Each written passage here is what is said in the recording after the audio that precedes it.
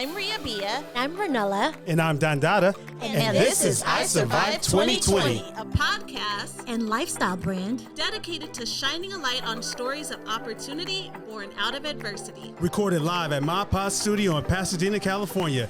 Keep us locked. Okay. Welcome back to another episode of I Survived 2020 podcast. I'm your host, Ria Bia, here with my lovely husband, Marcus Johnson. Ranella is out again because she's booked and busy and with, you know. She's getting booked. Yeah, she's getting booked like crazy these days. I'm like.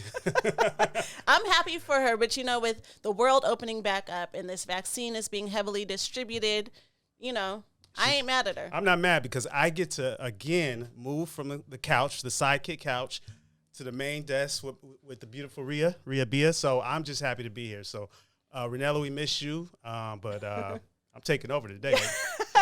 And, you know, this show is about overcoming adversity, and yes. I'd be remiss if I didn't acknowledge and mention the passing of Earl DMX Simmons.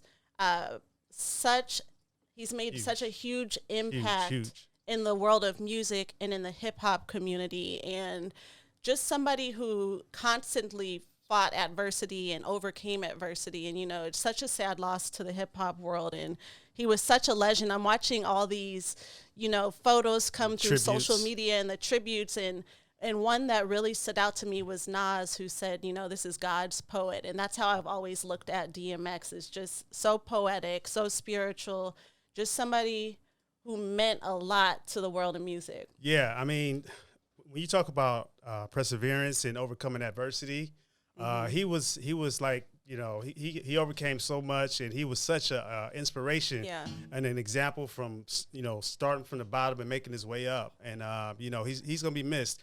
Definitely one of my favorite rappers. When I heard what happened, I was devastated, just like the rest of the world.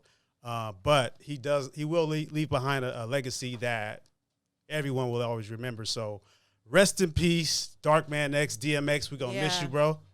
Definitely. And you know, we'll move on from this, but I was just telling you guys before we started the show, DMX, I've been to more DMX shows than any other artist, and constantly at his shows with thousands of people, he was always praying over the crowd, and it just, every single time I got to witness this live, it was such a touching moment. So, you know, feeling grateful that I got to experience Darkman X live a number of times, the latest time in 2019. So, yeah, he will definitely be missed. Yeah, the one performance that will always stand out for me was Sunday service at Coachella with Kanye West, when he came out and did this prayer. And, I mean, I think you could hear a pin drop. Silent. It was dead silent, and people were crying, and it was just, I mean, it was super emotional. And that's one memory that'll stick with me forever as far as seeing DMX. Absolutely. R.I.P. Now, I'm really excited about today's guest, but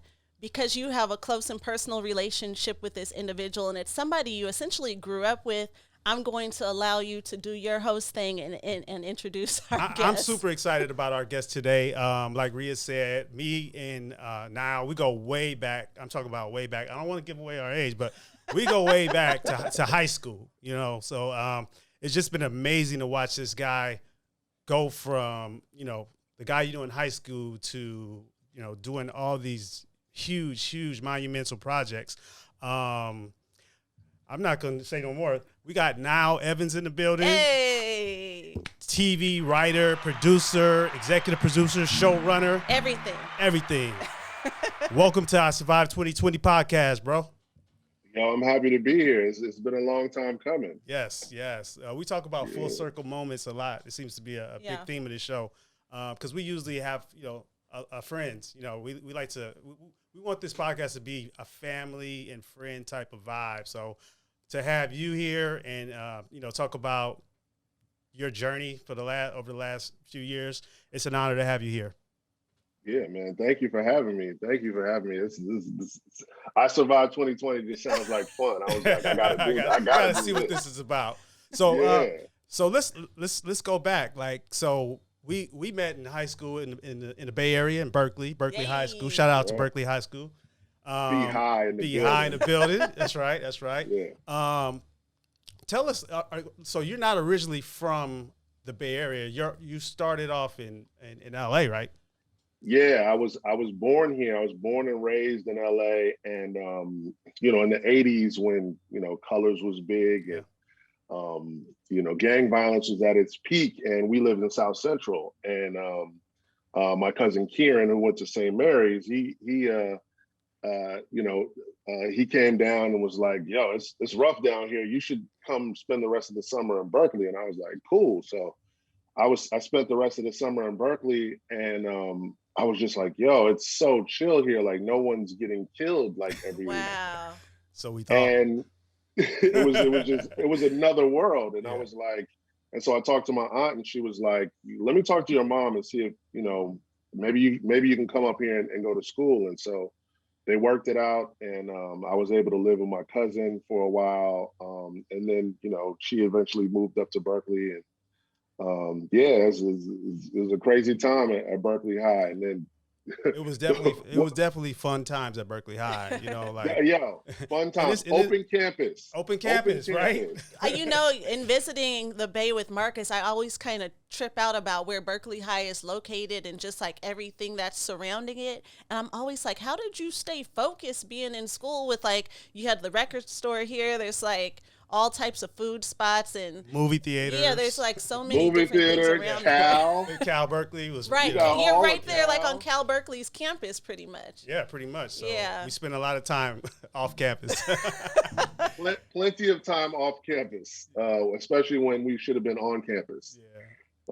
Yeah. So that was Berkeley High was great. It was a great experience. It was. We had some fun times there. The funnier story is how I got back to LA, actually, because I moved back and forth from LA to the Bay a bunch of times, and it was funny.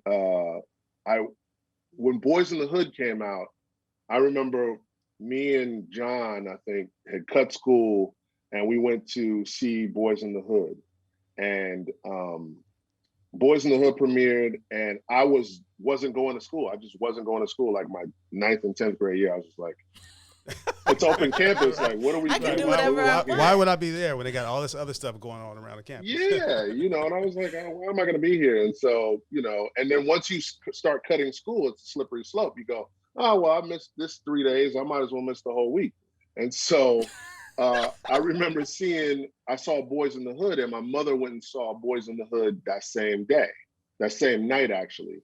And that night, she came home from seeing the movie, and she says, you know, you're not doing that well in school, and I can't teach you how to be a man. So you're going to go to live with your father in LA. Shut up. Literally. She took the whole scene and brought it home. Word for word. I was gone the next day. I was on a plane the next day. So we should call you Trey. Right, Trey. This is the real life up. Boys in the Hood. Yeah. It was funny because I got a chance to tell, like right before he passed, like I got a chance to tell John Singleton that story. It was a cool moment. Crazy. Yeah. So that's how I got back to LA, and then ended up moving back to the Bay for college. And then, you know, I had a hardship and in college, and I was just about to finish. And, you know, I was in a place where I couldn't go back to school, and because, you know, I couldn't pay for it. I wasn't playing basketball anymore. And they were like, yo, you owe $27,000 to Menlo College. And I was like, well, I don't have that. And I called my uncle, and my uncle he's the executive producer of and showrunner of the Jamie Foxx show. And I called him. I said, yo, man, this is, you know, I can't go back to school. And he gave me a choice. He says, well, you know, I'm doing pretty well, so I could do two things. I'm gonna give you two options. He says, I can help you finish school if you want to do that, or you can start working in the career that you said that you really want to work in. So you have 24 hours to think about that. And I said, nah. I said, I'm going to leave school, and I'm going to come down there and start working on the Jamie Foxx show as a production assistant. So at that point, started in what I wanted to do. You knew that that's what you wanted to do, that you wanted to work in entertainment. I knew at 12 years old. Wow. my uncle, the same uncle, took me to see not Boys in the Hood. He took me to see Do the Right Thing. I'll never forget. He took me to see Do the Right Thing in Westwood. With his girlfriend that actually went to Cal State Northridge, which is right up the street from my current home. And we went to see Boys in the Hood, and I saw Spike Lee, and I was just like, yo, that's who I want to be. I want to be just like that. And my uncle was actually still acting at the time. And that's what inspired me to want to be in film and television. Just that interaction. Like, I was 12 years old. I rode the bus from the hood, bought his book with my allowance and got it signed. I was like the second person in line at Samuel French bookstore. I think it's closed down now, but I went and got my book signed by Spike Lee, who was an absolute jerk to me. He was a jerk to your 12-year-old self? Tell us about it. Yeah, can you tell us about Whoa. Tell us about little Spike. You know, the funny thing about that, it was like, you know, I'm 12 years old, and I was just like, so like excited to see Spike Lee, and he's got a line of people in line, and I'm like, hey Spike, you know, I just wanted to see if, you know, maybe. He was like, yeah, okay, I'm gonna sign your book, and then was like, get out of here. And I was like, yo, like, what a jerk. You know, and fortunately for me, like, I got a chance to talk to Spike, you know, years later, and I was like, and it was ironic. Where Nick is we're having dinner at Mr. Chow, and Spike and Sidney Poitier come from the like secret room upstairs, and they're talking to Nick, and I got a chance to tell Spike, I was like, you know, I'm in this business because of you, and later on he did a movie with Spike, and I got a chance to tell him, I was like, you weren't the nicest guy to me when I was 12. And he was like, hey man, you know, we're here now, though. Right. We good. Right. We good now, right? Right now? He's looking up at you like, we good now, right? That's cool to have those full circle moments like that when you're like, look at me now. Yes, definitely. Yeah. Now we're in the same It was room. a dope moment to be able to, you know, when you get a chance to see somebody you look up to, and you get a chance to have that rapport with them and be cool about it, and you know, it was a dope moment. So you moved back to LA. You're now working with your uncle on the Jamie Foxx show. During this time, like, are you determining what you want to do? Are you like, I want to stay in production, I want to executive produce, I want to be a showrunner? Are you kind of like filling everything out and determining what it is that you want to do? No, I knew I wanted to write. Okay. And my uncle was a writer, so, you know, being able to watch his journey, you know, come from, you know, a writer on the Martin show to ended up executive producing that show and being the first Black showrunner to run 2 shows at the age of 27, Sheesh. Jamie Foxx and Martin. Like, I had a great role model, and it was you know, for me, I was like, I just want to do, I saw that path. I was like, that's something tangible I could do. Like, I see somebody that I know who's my uncle doing it. Yeah. And I was like, cool, that's what I want to do. And I always talked about that. Even in high school, I was like, yo, I'm about to go do this down in LA. And this is what I want to do. But when I got to become a PA, I was just like, cool, I want to be in the writer's room. I want to learn that craft. And he allowed me to, you know, to learn, but he was like, I'm not going to make you a writer. Like, you're going to go get coffee and wash cars. Work. Yeah. And it was, you know, and I'd never moved to a writer on the Jamie Foxx show. I was a production assistant for the last 3 seasons. And so he was like, you're going to have to work your way. And I definitely appreciated that, you know, that he was like, I'm going to give you a job, you know, I'm going to get your foot in the door, but you got to make your way from here. You got to learn what you want to learn. So you know, that was my thing. I just really wanted to learn the business, and that's what I went to go try to do. I mean, what was that like? I know for me, like Martin show, Jamie Foxx show, these are like huge shows, especially in that era. Yeah. I mean, I know I was a huge fan of those shows. You were, and I still am. I still watch both of them like on a daily basis. Yeah. What was that like for you to just have that opportunity at that age and that era to be a part of that? Well, I mean, it was really cool. I mean, it was like, you know, you don't, when you're there, you don't see it as big as it is when you're on the inside of it. It's like, it's even like when I talk about working on Wild 'N Out now, I'm like, it's a fun job and it's something that, but people are like, oh my God, it was this, it's this show. And I just go, it's cool, you know, we have a good time. But you know, working on those shows was like, that was a time when, you know, Black people were actually on TV and employing people. And it was a good time because, you know, those shows built Fox.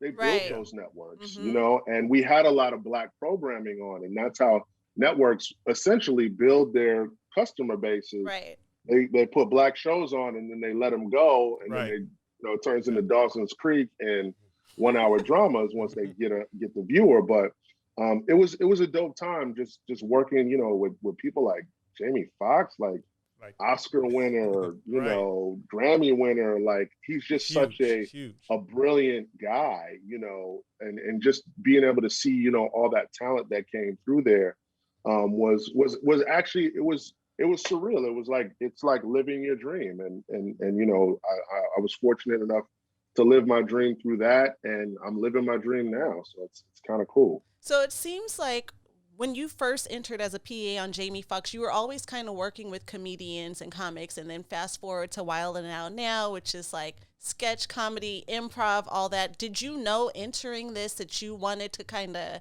stay in the comedy lane? Was there something about comics or comedy that you were drawn to?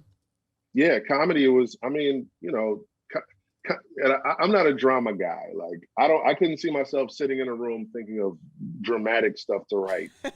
but comedy was it just worked, and it just made me feel good. And it was like, you know, I used to wear glasses back in the day. So like, when I wore glasses, like, you'd always have to be ready to snap on somebody because somebody was ready to snap on you about your glasses or being tall and lanky or something like that. And so like, I had that skill set. Yeah. And so, you know, and then my family is, you know, my aunt's a writer. She wrote on The Parker. She's a producer there. She's written on a bunch of award shows and all kinds of stuff. And so, like, I come from a family of like joke slingers.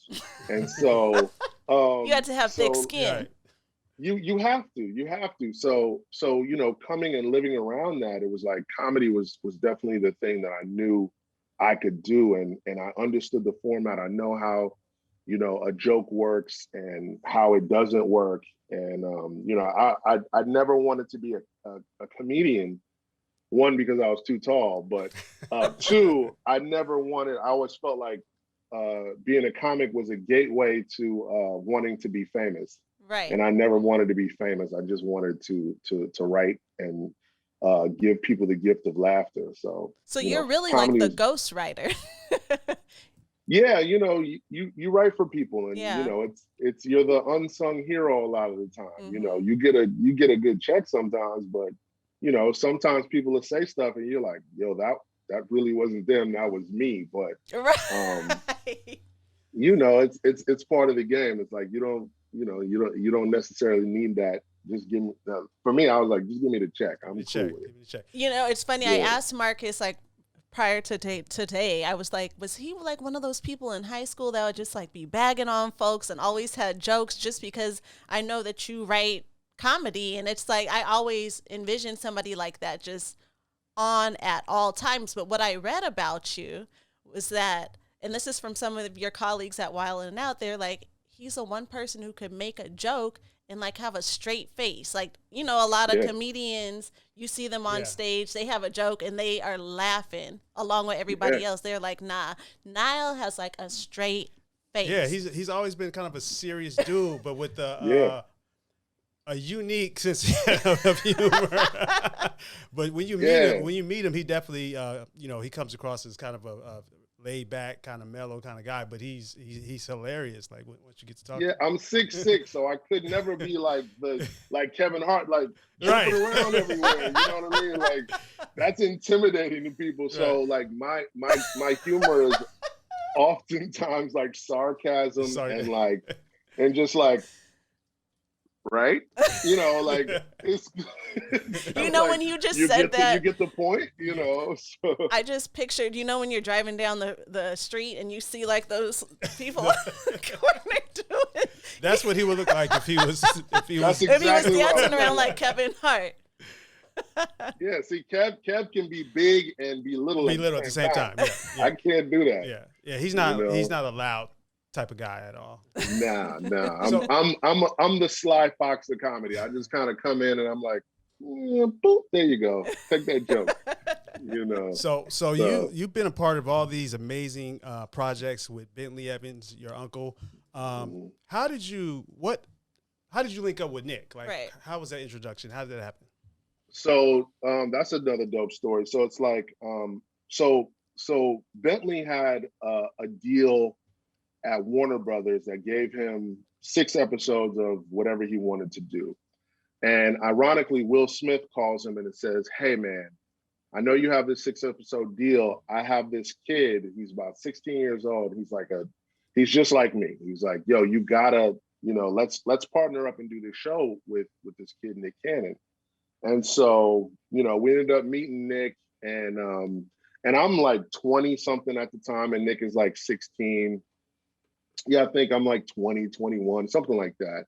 And so, Nick was like, oh, another young guy. So he was like, oh, let's go hang out. Let's go have lunch and let's go do this. And Nick was literally like my little brother that was constantly on me, like, let's go write some stuff. Let's go do some fun stuff and let's go do this and let's go do that. And I was like, cool, he's a little younger than me, but he's a good dude cool. And he's, he's got this it factor. And so, we would stay cool and we would write stuff and we would hang out a lot. And then, my uncle and Will Smith ended up parting ways on the show, but he and I stayed in contact. So we built a relationship based on that interaction, that meeting. And then down the line, a couple years later, there was a writer's strike. And,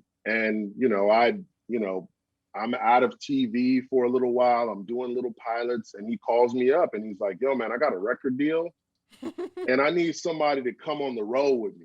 And I was like, what is, I want to be a writer, dude. I don't want to be a road manager. And he was like, and I'm working at this insurance company at the time, but I'm doing little pilots here and there. And he's like, look, man, if you come on the road with me, we'll write some stuff together. He's like, just give me like 2 years on the road and I guarantee you we'll create something together. And I was like, all right.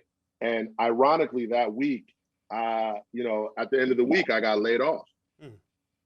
And then I didn't get a call from anybody, his manager or nothing. And I was like, oh man, he was just talking. It's all good, And then a week later, he's like, yo, man, my manager didn't call you. I was like, nah, man. And then the next day, his manager called me and was like, yo, we're going to hire you to go on the road with Nick and, kind of handle his day-to-day stuff and, kind of watch his back. And, I was like, all right, bet, let's do it. I didn't have a job. And then I was literally gone. I left that night. I was gone for like a month and a half. And I had made more money in that month and a half than I did like the whole year. He's like, this is it for me right here. I'm like, insurance, I'm not doing. I was making like $17,000 a year, and like I'll never forget. I came home, and I'd never done an invoice. So they're like, invoice for this, invoice for that. And I'm like looking at these, and then somebody at the label was like, I'll just do your invoices. And I was like, and I come home from like a month and a half.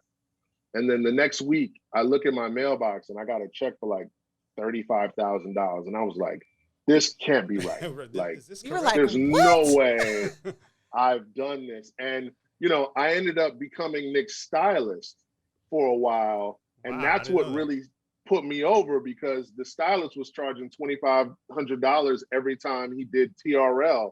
Right. And I was like, I could dress him.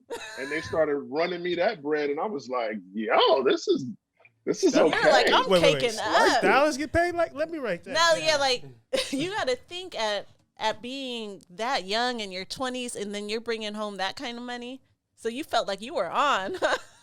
Yeah, it was it was different. It was like, oh man, like yeah. you know, my world is opening up a little bit more, and so it was kind of cool, and you know, I got a chance to travel the world with him, and you know, and it's like it was just for years, it was just me and him, and we literally traveled the world and hung out, and we I'd never been to spring break in college or high school. Mm-hmm.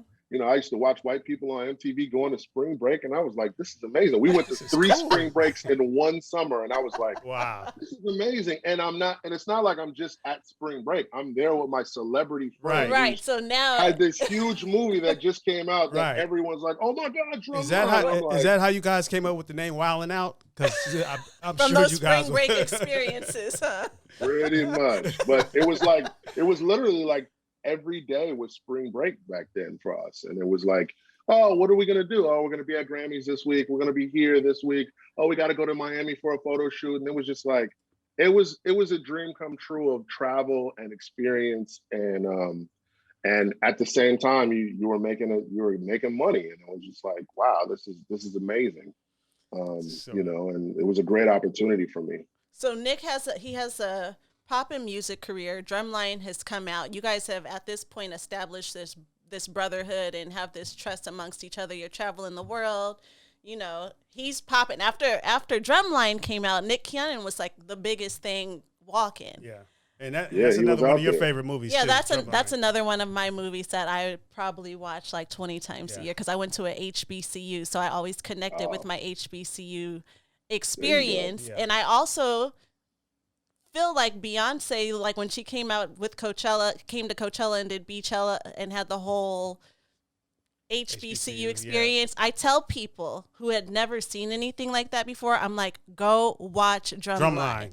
I'm like, it's the same. Go watch That's Drumline. the number one performance for me. That's the best on stage performance of all time for me. Clap it up. I agree. 100%. I'm going to say that's for me. We argue about this. Yeah, for me, it's Michael Jackson, Motown 25. Okay. And Beyonce is right. The moonwalk is there. Yeah. I'm a 50-50 ball. Right. They're like neck and neck for sure.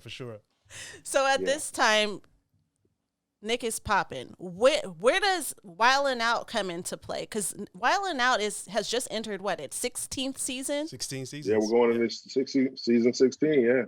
Yeah. At what point? So I'll tell you how it happened. So Nick is hosting TRL, and you know they keep calling him back to host, and he's doing 106 in Park and back and forth and doing that stuff. And they're constantly calling him to host. And the guy who was running the network, Tony DeSanto, called him in and was like, yo, we gotta have a meeting, man. We gotta do something together. And I'm just, I'm fly on the wall in the meeting. I'm just kind of like, I'm just there. And I remember we leave New York and we go back to LA, and Nick calls me at 2:30 in the morning and he says, I got it. And I'm like, yo, it's 2:30 in the morning. What do you have? And he's like, we're going to do an improv comedy game show. We're going to do Whose Line Is It Anyway, but with Black people and rappers and all this stuff. And I was like, okay, because I'm thinking like we're going to do a sitcom. Right. I'm like, okay. And so he's like, no, this is what we're going to do. He says, what time can we meet tomorrow? And I was like, let's meet at Stevie's on Ventura, at 10. We met there. We wrote the show up.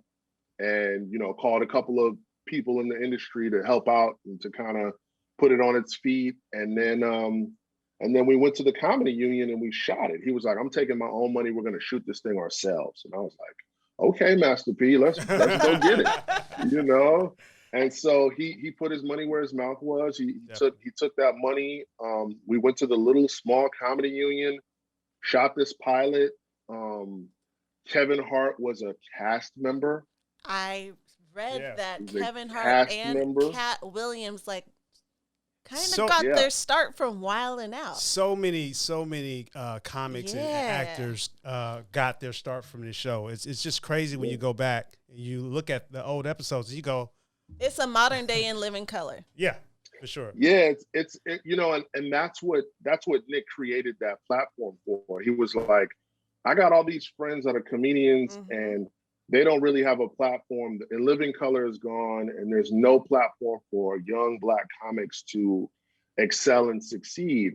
And he was like, I'm just like, literally, he was like, I'm doing this for them. Like, it's not for me. Dope. He was like, this is for the people that aren't on, that are like, yo, man, help me get on. And he was like, cool, I'm going to create a platform for you to do so. And that's what he did. And, you know, shouts to him. Like he's, you know, he had the foresight to be able to do that for people. And, you know, but what's crazy is like all the white people, and they're the ones that really succeeded the most out of the show.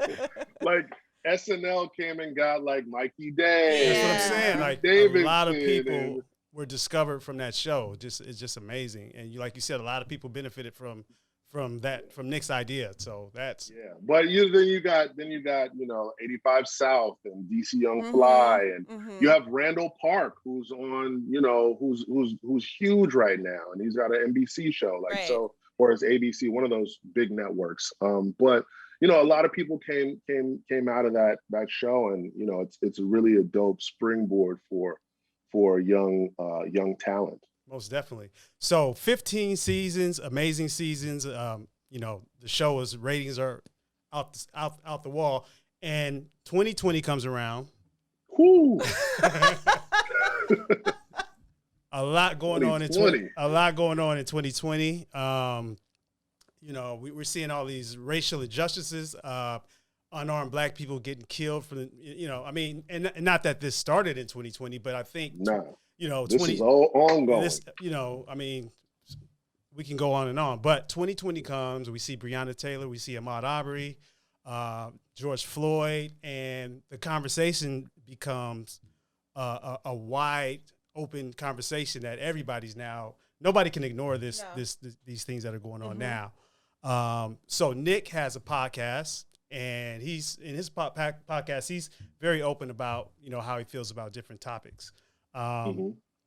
So Nick goes on his podcast, and I think he had Professor Griff from Public Enemy on the show, and they're having discussions about race, and Nick makes some comments, some anti-Semitic comments, and that people took, you know, offensive. He offended a lot of people, and all of a sudden, did you get a phone call from Viacom, or did you get a phone call from Nick? Yep. How did you find out the show was being paused? So you know, Nick kind of was like, you know, they're really coming after me about, you know, this thing that I said on the podcast, and I hadn't watched the podcast, so I didn't really know exactly what he said. I was just like, all right, man, you know, it'll blow over or whatever it is. And then it, you know, a couple of days later, it kind of got to be a bigger thing, and then it was like, you know, it was in the news a little bit, and I was like, oh man, this doesn't look good.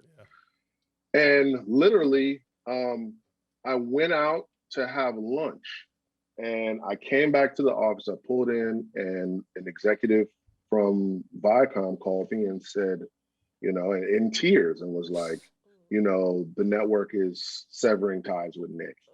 And I was just like, okay, this is how 2020 is going to start off.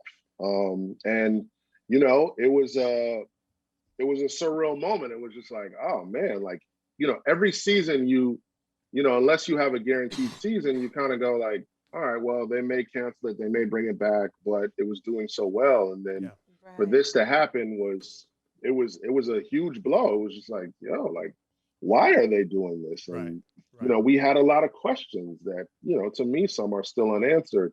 But I understood the sentiment, and I understood that people were offended, and you know, that I don't think that was ever his intent was to offend people. You know, he speaks his own truths, and you know, he may have gotten a fact wrong, and you know, and he wanted to, you know, for him, he was like, I really want to understand this, right?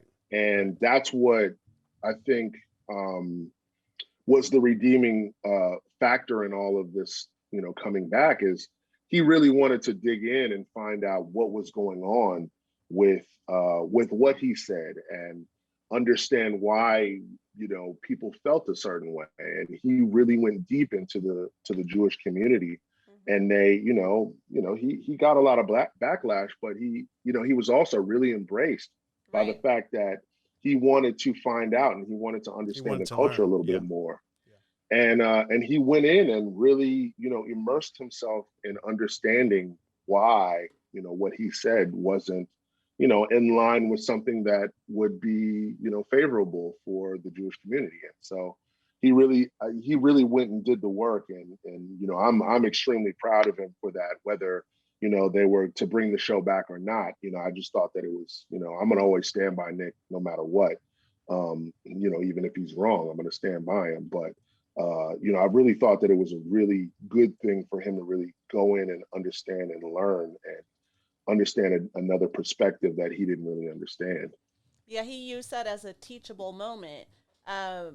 How long, what was the time period before Viacom said, hey, we're severing ties with Nick, and the time they said, hey, we want to continue this relationship? Because they never said we want to cancel the show.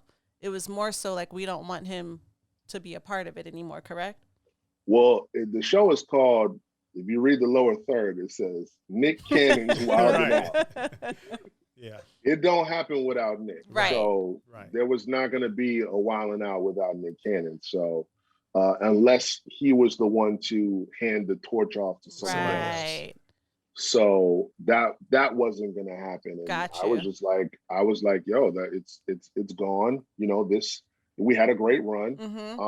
You know, we had 15 seasons, and you can't, you know, you got to walk away with something with your head up high. You don't want it to end like that. You want a little closure and not, you know, have a little spot on it at the end. But, you know, you go, I had 15 seasons, you know, it got me, you know, it bought me a house. It's raised my son and my daughters. And so I can't really be mad at it. And, you know, I didn't like the way it went down, but I had to accept it. And it was maybe about, I would say 8 or 9 months before kind of like reconciliation talk was there.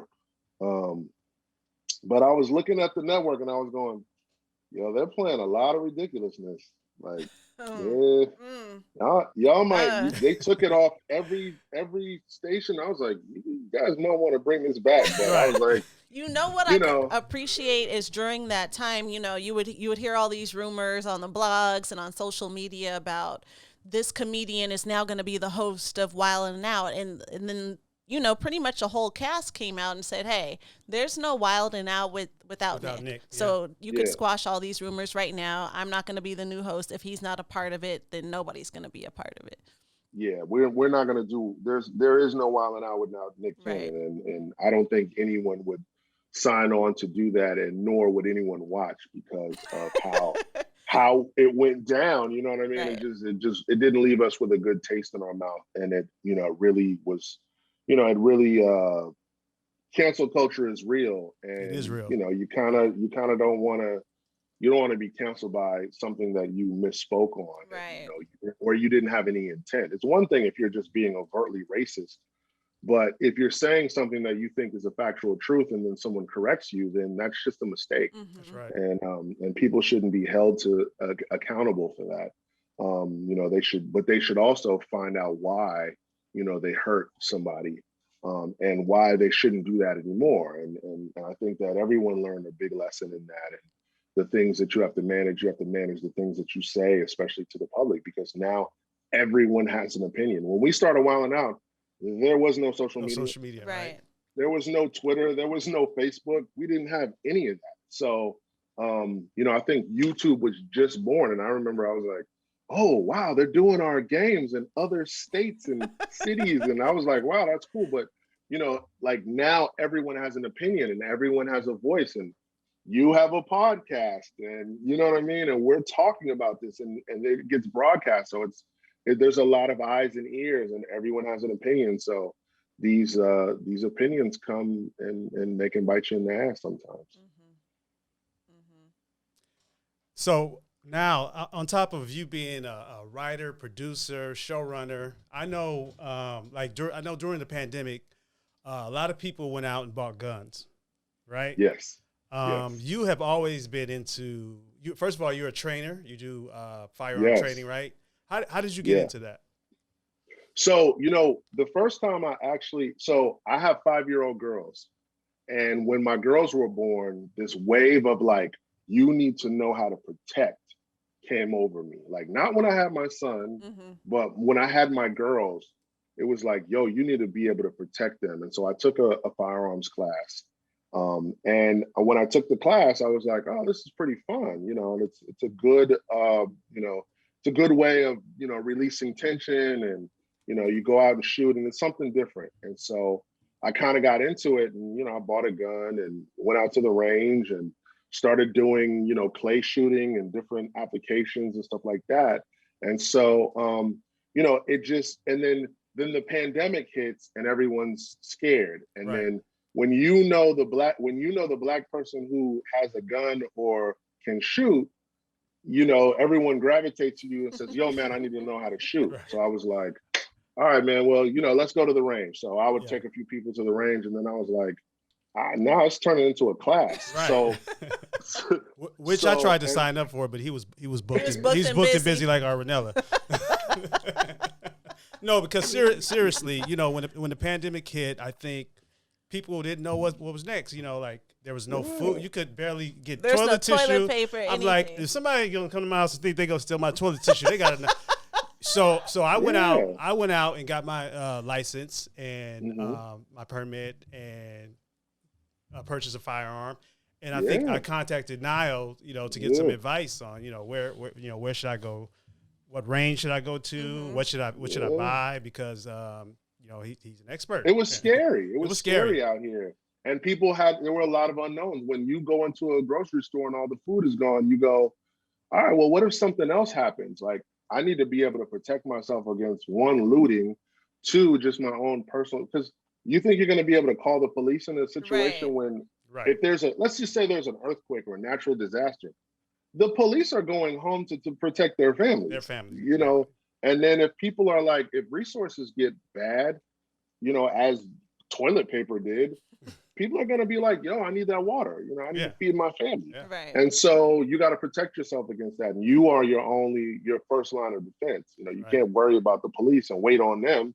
We all know from Flavor Flav 911 is a joke. So, and so yeah, I took a course, an NRA certified course to become an instructor. And, I just started taking people out. And what I really wanted who I really wanted to service was single moms, because I always felt like single moms are not protected. And I feel like they need to have this protection. Yes. And so I ended up starting a nonprofit called 2A for Single Moms. So every class is a donation.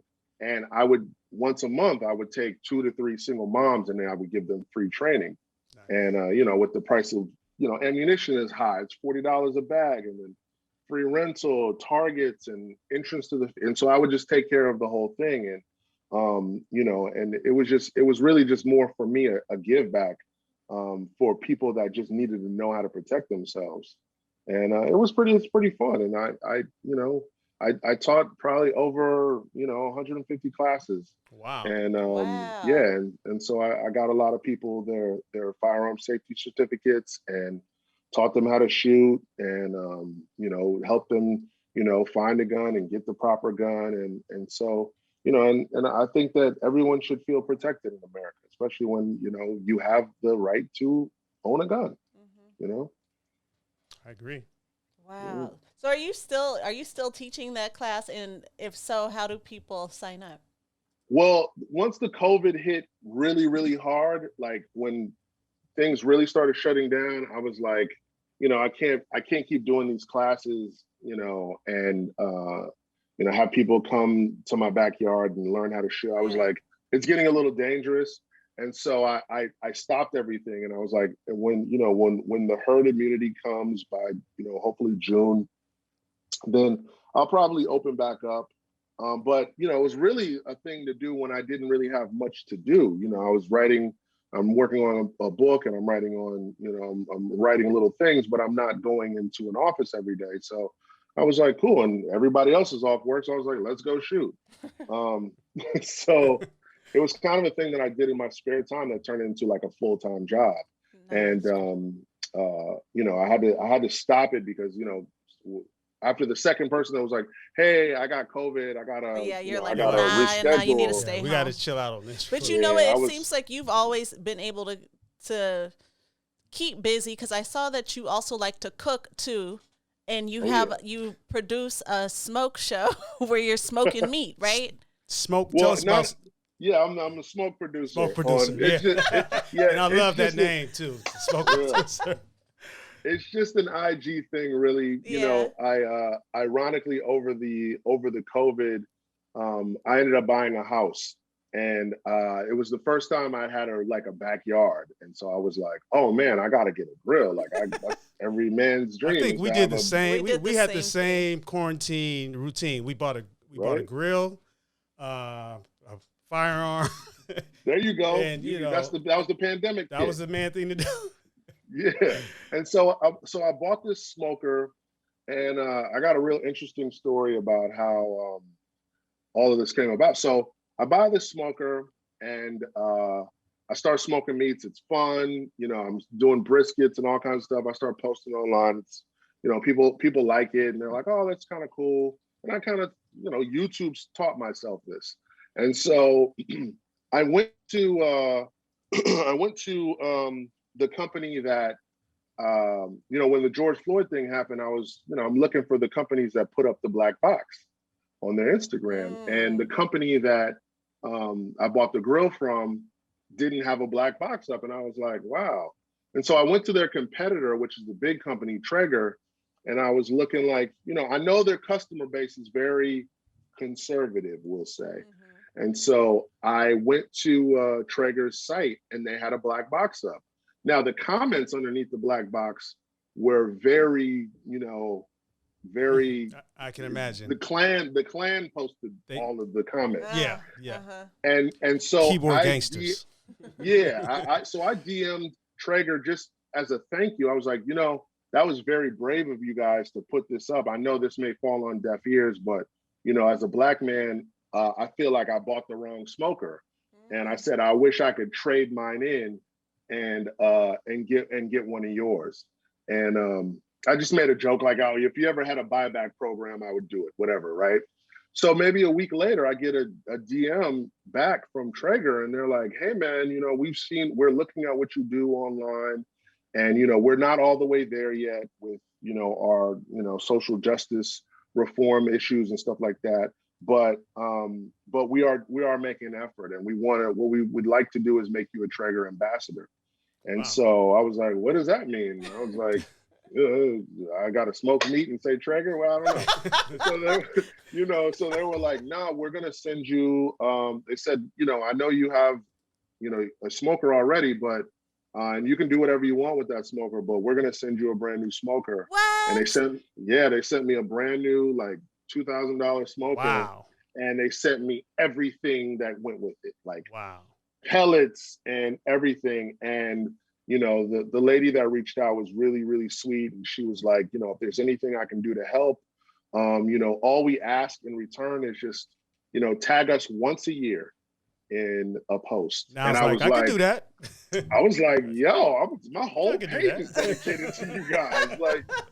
And I really thought that was a good gesture from a company that has such a fan base that is not, is very Trumpish and very super conservative. And I really thought that from a big company like that, for them to have an outreach. And I saw some of the other Traeger ambassadors that were coming about, because I was like, I go on your website, I don't really see any black people, and we are the kings of barbecue. So what's up with that?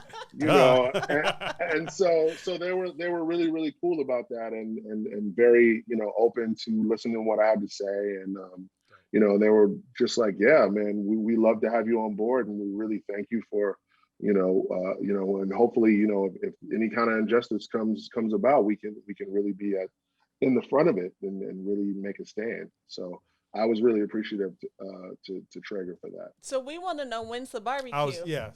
So we listen, whenever you want to come. We have what's the next holiday coming up? Man, we ain't got to, man. We've been every day's a holiday. Every day is a holiday. Now, just let you got my phone number. Let us know. Listen, done deal. Just send me a text. I'm smart. I'm gonna start it the night before. We gone. That's what I'm talking about. So now, Nile, Wildin' Out is back. You guys are in season 16. Yeah. A question a lot of people have, you said some of Nick's inspiration for starting Wildin' Out in the first place was to give comedians a platform because there wasn't anything readily available to them. How do upcoming comedians audition for Wildin' Out or, become a part of it? To me, I tell comedians all the time, just kind of make yourself known. Like, when we first started Wildin' Out, there was no Instagram, there was no Facebook, there was YouTube had just started. Like, get big on one of those networks, like get big on YouTube, get big on Instagram. Like, that's how we found DC Young Fly. Like, it was like he had like 110,000 followers and he was just doing fun roasts. And we were like, yo, let's audition this dude. And he by far had the best audition that I had ever seen. Wow. He just came in and just murdered it. And we were like, oh my God, this guy's a star. And we're like, yeah, okay, well, you should, we'll pass you on to the next level. And then he was on the show, and now he's DC Young Fly. And so, I think that if you just make a name for yourself, like if you're gonna reach out to me in my DM and be like, yo, I'm a comedian, and I look at your page and I go, you only got 1,000 followers. I go, you may be great, but you haven't really proven that you're great to the masses. Right. And that's what I'm kind of looking for, like a cosign from everybody else that says, oh, this guy's funny. And then I got to see if you're going to fit in, because, just because you're a comedian doesn't mean that this platform is right for you, right. Because it's very quick-witted, it's very improv-based. And so, everyone's not going to succeed on this show. We've had a lot of comedians come in who we thought were big comedians, and they failed the first day, and you never even saw them. Wow. So yeah, it's a different medium. This improv thing that we have going on over here. I can appreciate that, because there's a lot of people that I was following on social media, like B. Simone, and who I just thought were funny on Instagram, and then you look and they're like on Wildin' Out. So it's and then from there, there's other opportunities that they're offered, and it's just amazing to see all these young comedians who have this platform. Yeah, no, it's just dope to it makes me proud to see people graduate and move on to something bigger and better, or just watch their following grow from, they might have 50,000 followers and now they got 1.5, 2.7, 6.5, and you just go like, look at you making more money than me. I love it, Well, that's what I love. I can't wait to see what season 16 has to offer. Yeah. I think you're one episode in right now. No, we haven't even started. We're gonna start in June, actually. Okay. We're in pre-production right now. Mm-hmm. Okay. And so this season we're gonna be in a bubble. So it's gonna be very much like the NBA, where no one can come in and out. It's our audience is gonna be with us the whole time. So we're gonna shoot. Yeah, we're gonna shoot back. We're back in LA. And so we're gonna knock out some episodes and bring you a brand new season. Nice. Very shortly. We just started re-airing the rest of season 15. That's what you've been seeing online and on TV. And so we're gonna finish out those episodes, and hopefully by the end of summer we'll have something new for you guys. Well, I can't wait. Yeah, I'm excited. Yeah. And we appreciate you being here. We can't wait for that barbecue. Make sure that you hit us up when you're ready to smoke. Whenever you're ready, the grill is ready. I'm going to hit you up now. Please. Man, now it's been a pleasure, man. And again, thank you for coming on I Survived 2020 podcast. Once again, I am super proud of you, dude. You've come a long way from Beehive and the slopes. Likewise. I mean, look at you. You're in deep in the music, and now you got a podcast. Like, this is crazy. I love it. Nile, I could see you having your own podcast too. I'm a behind the scenes guy. I don't want to be. I'm gonna stay behind. I'm too much. Well, thank you for being our guest, and we'll catch up with you really soon. Yes. Thank you for having me. I appreciate it. Thank you. It's been an awesome conversation. Appreciate you, brother.